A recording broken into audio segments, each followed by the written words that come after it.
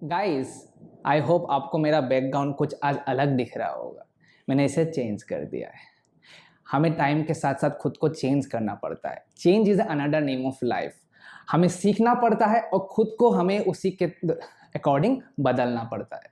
अगर हम सीखेंगे नहीं और खुद को बदलेंगे नहीं, हम स्टैग्नेंट हो जाएंगे। ये है लाइफ का one of the important principle. इसी चीज़ को व्यू में रखते हुए मैंने एक लेक्चर सीरीज ओपन करने का सोचा है, जहाँ पे मैं बेसिक से लेके स्टॉक मार्केट के बेसिक से लेके एडवांस कंसेप्ट समझाऊंगा जितना मुझे आता है। मैंने अलग अलग रिसोर्सेज से सीखा है, मैंने पेड कोर्सेज से सीखा है, रचना मैम के कोर्सेज से सीखा है, अलग अलग कोर्सेज लिया है मैंने, अलग अलग तरीकों से मैंने उस पर टाइम दिया है। लेकिन मैं चाहता हूँ लोगों को फाइनेंशियल नॉलेज फ्री में पहुँचे। मैंने जितना भी सीखा है इस पेड कोर्सेज के थ्रू, वो सब मैं आपको फ्री में डिलीवर करना चाहता हूँ, छोटे छोटे वीडियोस के थ्रू, एक लेक्चर सीरीज के थ्रू, ताकि आपको समझ में आए कि स्टॉक मार्केट मिथ नहीं है। स्टॉक मार्केट बहुत सुंदर दुनिया है। अगर आप उसमें डुबकी लगाओगे विथ करेक्ट नॉलेज, आपको बेनिफिट होगा ही होगा। उसके लिए आपको बेसिक चीज़ों का नॉलेज होना बहुत ज़रूरी है।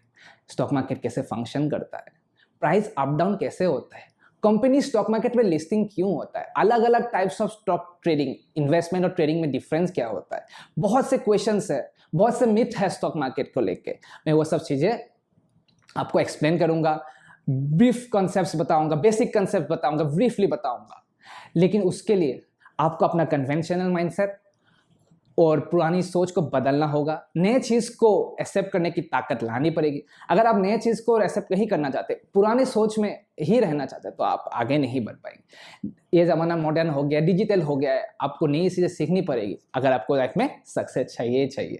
मैं नहीं बोल रहा हूँ कि आपको स्टॉक मार्केट में सक्सेस मिलेगा। स्टॉक मार्केट पैसिव इनकम के लिए है, आपको अलग कुछ करना पड़ेगा एक्टिव के लिए, लेकिन इन्वेस्टमेंट करके आप पैसिव इनकम भी जनरेट कर सकते हो। लेकिन आप अपना मनी ब्लाइंडली थोड़ी ना डालोगे। आपको आप जहां डालोगे उसके बारे में कुछ तो नॉलेज होना चाहिए, कुछ तो आपका आइडिया होना चाहिए। ठीक है, तो इसी चीज को व्यू में रखते हुए मैं इस वीडियो को स्टार्ट करता हूं। मैं अलाकेश आप सभी का स्वागत करता हूं मेरे चैनल फिनोस्टोपेडिया। पहले समझते हैं स्टॉक मार्केट या शेयर मार्केट एग्जिस्ट क्यों करती है, इसका हमें क्या फायदा मिलेगा स्टॉक मार्केट के एग्जिस्टेंस से। मान लीजिए आपके 5 दोस्त एक कंपनी खोलना चाहते हैं। आपने खोला, अपना पैसा इन्वेस्ट किया, कंपनी को ग्रो किया, लेकिन एक समय के बाद आपको और भी पैसे की ज़रूरत पड़ती है। आपको लोगों तक पहुंचना होता है, आपको क्राउड फंडिंग करना होता है। आप समझ रहे हैं ना, जितना पैसा आपने डाला वो एनफ नहीं है, आपको और लोगों का साथ चाहिए उसमें। तो अंडर सच सर्कमस्टेंसेस आप क्या करोगे? आप हर डिस्ट्रिक्ट में जाओगे, हर स्टेट में जाओगे, अनाउंस करोगे कि मेरा कंपनी ने ऐसा ऐसा परफॉर्मेंस किया, पैसा दे दीजिए, अगर प्रॉफिट हुआ तो मैं आपको रिटर्न कर दूंगा क्योंकि मेरे कंपनी का अच्छा ग्रोथ है। ऐसा नहीं होता रियलिटी में। तो under such circumstances the role of stock market becomes pivotal. तो आप इस सिचुएशन में क्या करोगे? आप जाओगे एक्सचेंजेस के पास। एक्सचेंजेस इंडिया में कितने हैं? 3 एक्सचेंजेस हैं, NSC national stock exchange, BSE Bombay stock exchange, और थर्ड कमोडिटी एक्सचेंज जो हमारे काम का अभी नहीं है। ये 2 जो एक्सचेंज है, एनएससी और बीएसई, आप इनके पास जाओगे, किसी एक के पास, मान लीजिए एनएससी के पास आप गए। आप क्या करोगे इनको कि हमें पैसा चाहिए, हमें क्राउड फंडिंग करना है, आप हमारा स्टॉक लिस्ट कर दीजिए, हम अपना आईपीओ बेचना चाहते हैं। आईपीओ मतलब इनिशियल पब्लिक ऑफरिंग, मतलब आप पब्लिक को पहली बार अप्रोच करना चाहते हैं, उसे हम आईपीओ बोलेंगे। आप हमें लिस्ट कर दीजिए, हम लोगों से पैसा कलेक्ट करना चाहते हैं। लोग हमारे कंपनी के बारे में जानती है, मान लीजिए पेटीएम के बारे में हर कोई जानता है, उसका आईपीओ आने वाला है। तो क्राउड फंडिंग के लिए आप जानते हैं उस कंपनी का बिजनेस अच्छा है, उस कंपनी ने आपसे पैसा मांगा है, दे दीजिए पैसा, प्रॉफिट होगा तो आपको रिटर्न कर दूंगा। आप पैसा डालेंगे उसमें, आप इन्वेस्ट करेंगे उसमें, उस कंपनी का ग्रोथ होगा, आपको प्रॉफिट मिलेगा। लेकिन ये लिस्टिंग किसके थ्रू होता है? एक्सचेंजेस के थ्रू, एनएससी के थ्रू या बीएससी के थ्रू। इसे हम सेकेंडरी मार्केट कहते हैं। जो कंपनी है, जो इन्वेस्टर्स है, उनके बीच में जो चैनल है, ब्रिज है जो कनेक्ट करती है, वही एक्सचेंजेस बोलते हैं। कंपनी आपको डायरेक्ट अप्रोच नहीं कर रही है, कंपनी आपको एक्सचेंजेस के थ्रू अप्रोच कर रही है। यहाँ पे इसका इंपॉर्टेंस आ जाता है, यहाँ पे स्टॉक मार्केट का इंपॉर्टेंस आ जाता है। आप कंपनी में पैसा लगाएंगे, कंपनी की तरक्की होगी, आपकी तरक्की होगी, देश की तरक्की होगी। इसीलिए secondary market, stock market important हो जाता है हमें। दूसरा जो इंपॉर्टेंट प्रॉब्लम है या क्वेश्चन है वो यही है कि स्टॉक मार्केट में प्राइसेस फ्लक्चुएट क्यों करते हैं, कभी ऊपर जाता है तो कभी नीचे जाता है, और ये प्राइस प्रेडिक्शन अनसर्टेन होता है, कभी भी बढ़ता है और कभी भी घटता है। ये क्यों होता है? ये सिंपली इकोनॉमिक्स का डिमांड सप्लाई रूल पे बेस्ड है। अगर किसी चीज का डिमांड बढ़ता है और सप्लाई घटता है तो प्राइस क्या होगा? बढ़ जाएगा। ऑन द कंट्रेरी, अगर डिमांड घटता है सप्लाई बढ़ता है तो प्राइस भी घट जाएगा। ठीक है, अगर ज्यादा से ज्यादा लोग किसी कंपनी के शेयर्स को बाय कर रहे हैं, मतलब उस कंपनी की डिमांड बढ़ रही है और सप्लाई कम है, क्योंकि शेयर्स लिमिटेड होते हैं ना, तो प्राइस ऑटोमेटिकली बढ़ जाएगा। ठीक है, मान लीजिए इस प्राइस लेवल पे आपने किसी शेयर को खरीदा, ठीक है, उस प्राइस लेवल यहाँ पहुंच गया।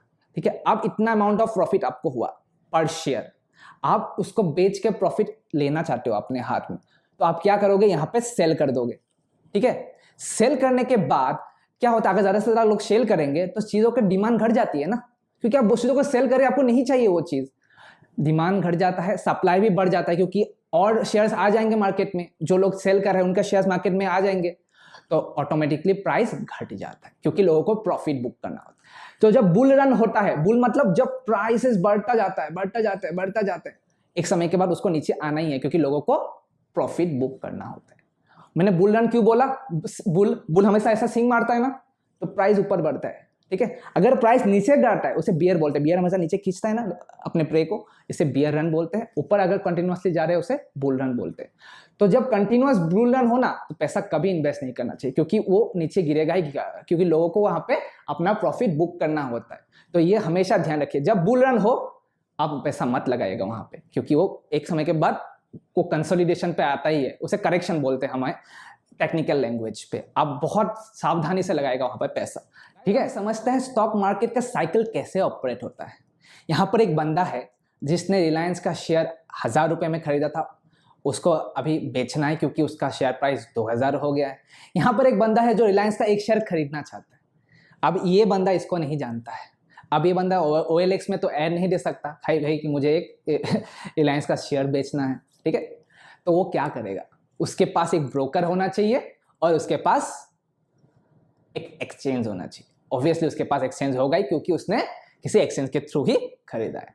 मान लीजिए इसने रिलायंस को NSE के थ्रू खरीदा है, ठीक है, और इस भाई साहब को भी वो रिलायंस NSE के थ्रू ही चाहिए। तो क्या होगा? इसका सपोज ब्रोकर जीरोधा है, इसका ब्रोकर ग्रो है, तो यह क्या करेगा? अपने ब्रोकर के through buy sell order place करेगा, तो वो ब्रोकर ऑर्डर NSE को फॉरवर्ड कर देगा। ये बंदा अपना बाय ऑर्डर अपना ब्रोकर ग्रो के थ्रू प्लेस करेगा, ग्रो पूरा ऑर्डर NSE को फॉरवर्ड कर देगा। अब NSE दोनों को मैच करेगी, बाइंग और सेलिंग। कोई बंदा बेचना चाहता है, कोई वही चीज खरीदना चाहता है। अगर ये मैचिंग हुआ है तभी ये पूरा साइकिल एग्जीक्यूट हो जाएगा। इसीलिए हमें एक्सचेंजेस चाहिए। हम किसी जगह पे ऐड नहीं दे सकते कि मुझे 5 शेयर बेचना है या वगैरह वगैरह। हमें यहाँ पर एक्सचेंजेस की बहुत जरूरत पड़ती है और ब्रोकर्स की। और जो एक्सचेंजेस हैं वो अपने ब्रोकर्स को ही आइडेंटिफाई करते हैं, आपको नहीं। आप अगर जाएंगे वहां बेचने तो आप नहीं कर सकते, क्योंकि जैसे एग्जाम्पल मान लीजिए आपके गाँव में या आपके शहर में सोनू सूद जैसा कोई मसीहा है, ठीक है, तो आप उनके पास जाएंगे, एक एक करके प्रॉब्लम बताएंगे, उनको ऑब्वियसली प्रॉब्लम होगा। उससे अच्छा एक चीफ को भेज दीजिए जो आपके कलेक्टिव प्रॉब्लम्स को एनालाइज करके उनको बताएंगे, उसको लिए ज्यादा आसानी होगी कि नहीं होगी। एक एक बंदा अगर कोई जाएगा तो उसके लिए प्रॉब्लम होगा। अगर कलेक्टिवली एक ही बंदा पूरा प्रॉब्लम को लेके जाएगा तो ज्यादा क्विकली उसका सोल्यूशन मिल सकता है। इसीलिए हमें ब्रोकर्स चाहिए, इसीलिए NSE और BSE ब्रोकर्स को रिकॉग्नाइज करते हैं, क्योंकि सारा चीज ब्रोकर्स के थ्रू ही जाता है और ये प्रोसेस सिंप्लीफाई हो जाता है। आपको समझ में आया होगा। बायर अपना ऑर्डर प्लेस करता है, सेलर अपना ऑर्डर प्लेस करता है सेम ब्रोकर के थ्रू, वो NSE और BSE जो भी एक्सचेंज है उसको मैच करता है और ये साइकिल T+2 डेज में कंप्लीट करता है। मतलब अगर आज आपने किया है, 2 दिन के बाद अगर 2 वर्किंग डेज हुआ तो आपका ये ऑर्डर एग्जीक्यूट हो जाएगा। यही सिंपल सा फंडा है। अगर कोई एग्जाम देते हैं, आपको किस बेसिस पे जज किया जाता है? आपके मार्क्स के बेसिस पे, क्योंकि वो आपका इंडिकेटर है। ठीक है, तो मान लीजिए 2 एक्सचेंजेस, ये NSE और ये BSE, national stock exchange, Bombay stock exchange. इनमें कुछ कंपनीज लिस्टेड है, इनमें कॉमन कंपनीज भी हो सकती है। अब इनके कंपनीज का परफॉर्मेंस इंडिकेटर क्या हो सकता है? कुछ तो चाहिए होगा कि कंपनीज परफॉर्म कर रही है नहीं अच्छे से, हमको पता चले, कुछ तो इंडेक्स होना चाहिए। ठीक है, जो NSE के टॉप 50 कंपनीज है, जैसे हम निफ्टी 50 बोलते हैं, उसका जो इंडेक्स है उसको हम निफ्टी कहते हैं, नेशनल 50, ठीक है। तो ये इंडेक्स कैसे कैलकुलेट करते हैं, हम एक छोटे से एग्जाम्पल के थ्रू समझते हैं। मान लीजिए एक ऐसा हाइपोथेटिकल एक्सचेंज है एसएससी, उसमें 2 कंपनीज लिस्टेड है, आप मेरा और आपका, ठीक है। मान लीजिए मेरा कंपनी का शेयर प्राइस है 100 और आपके कंपनी का शेयर प्राइस है 200, ठीक है। और कंपनीज का मार्केट कैप के अनुसार कितना अमाउंट ऑफ उसके पास मनी है, उसके अनुसार परसेंटेज वेटेज मिलता है। मान लीजिए मेरे कंपनी का 30% है, आपके कंपनी का 70%, क्योंकि आपका मार्केट कैप ज़्यादा है। तो अंडर सच सर्कमस्टेंसेस निफ्टी कैसे कैलकुलेट होगा, इसे हम वेटेड मीन एवरेज भी बोलते हैं और वेटेड एवरेज भी बोलते हैं। 30/100 इंटू 100 प्लस 70/100 इंटू 200, 70% आपका वेटेज, 30% मेरा वेटेज, 30/100 इंटू 100 प्लस 70/100 इंटू 200, तो 170। ये 170 है इन निफ्टी, लेकिन निफ्टी 50 कंपनीज के लिए है, वहाँ पे अलग अलग वेटेज है। वहाँ पर वेटेज आपको यहाँ पर दिख रहा होगा स्क्रीन पे, रिलायंस का अलग है, अलग अलग कंपनीज का अलग अलग वेटेज है, ठीक है। तो इस तरीके से कैलकुलेट होता है उस कंपनी का वेटेज निफ्टी पे, उस कंपनी का शेयर प्राइस।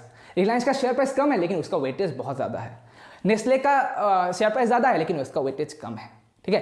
तो इसी तरीके से हम निफ्टी कैलकुलेट करते हैं। बहुत लोगों को नहीं पता होगा निफ्टी का कैलकुलेशंस कैसे होता है, सेंसेक्स का कैलकुलेशंस कैसे होता है।